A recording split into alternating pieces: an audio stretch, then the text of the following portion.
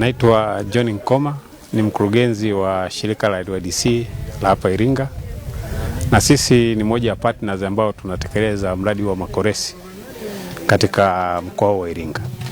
Sisi kama LYDC tutatekeleza katika ile component namba 2 ambayo ni component ya community, ambayo itakuwa tunaongeza uelewa juu ya fistula, lakini tafuta watu ambao wana fistula na kuwapa referral kwenda katika hospitali ya Tosamaganga.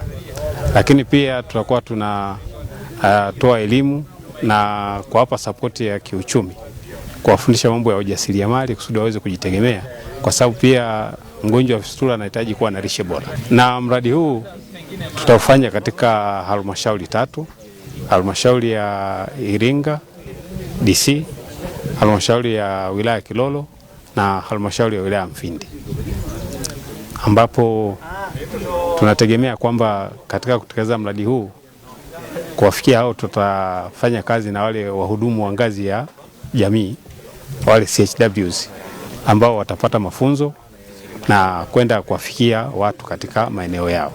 Tunategemea kuwa na CHW ambao wapatao 168 katika mradi. Kitu tunachoambia, kwa sababu waone kwamba huu ugonjwa ni ugonjwa wa kawaida na hakuna haja ya kujificha, kwa sababu wengi wanajificha kuona kwamba ni ugonjwa wenye aibu na wanajinyanyapaa na kunyanyapaliwa na watu. Lakini waone kwamba hili tatizo ni tatizo la kawaida na wajitokeze ili waweze kupata huduma. Fistula inatibika na watu wanapona ambao wanapata matatizo.